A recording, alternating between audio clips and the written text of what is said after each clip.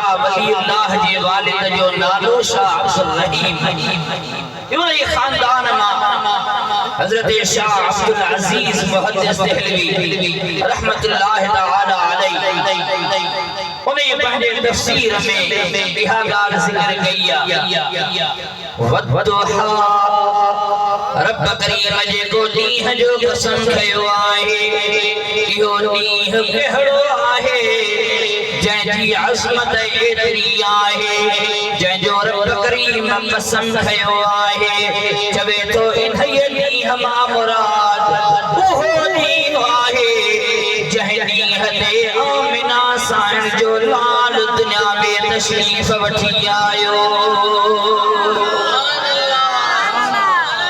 ज़ोर सां चओ सुभान अल्लाह। इन्हीअ जे करे त महबूब जे अचण सां दुनिया जहान में रोशनी बणजी वई जेके ज़ुल्म कुफर जूं ऊंदायूं हुयूं उहे सब खत्म थी वयूं। तंहिंजे करे रब करीम कसम खयो वद्दुहा कसम आहे उन ये रोशनी वारे ॾींहं जो तंहिंजो मतलब आहे कसम आहे उन ये ॾींहं जो जंहिं ॾींहं ते मुहम्मद करीम ॼाओ। ज़ोर सां चओ सुभान अल्लाह। वल्लैल इज़ा सजा वरी कसम आहे रात जो जंहिं वक़्त में ऊंदाही छांइजी वई आहे। शाह अब्दुल अजीज तो फरमाए इन्हीअ रात मां मुराद उहो ॾींहुं आहे जंहिं ॾींहं ते मुस्तफ़ा करीम जो विसाल थियो आहे। इन्हीअ जे करे हबीब करीम जंहिं ॾींहं ते आया उन्हीअ ॾींहं खां वधीक खुशीअ वारो ॾींहुं को दुनिया में कोन थियो आहे। ऐं जंहिं ॾींहं ते मुस्तफ़ा करीम दुनिया जहान मां ज़ाहिरी हयात मुबारक सां विसाल फरमायो आहे। सहाबी फरमाइनि था असां वटि मदीने में उन ॾींहं खां वधीक को ॾुखारो ॾींहुं कोन आयो आहे।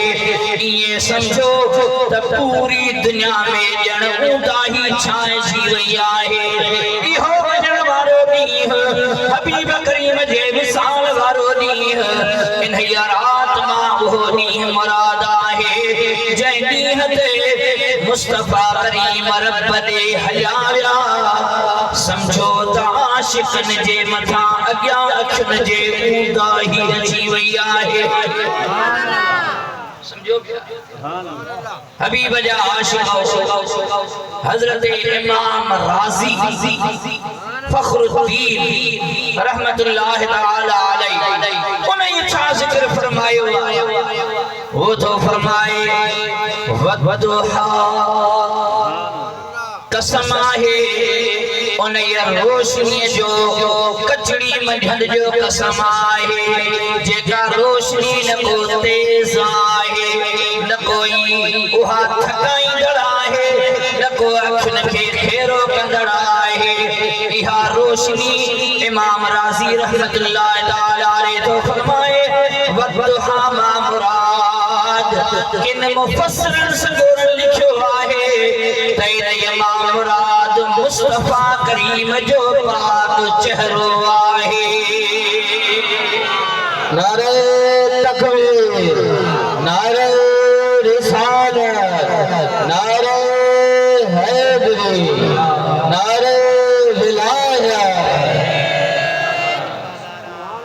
वद्दुहा कसम आहे इन रोशनी जो इनमा मुराद मुस्तफ़ा जो पाक चेहरो।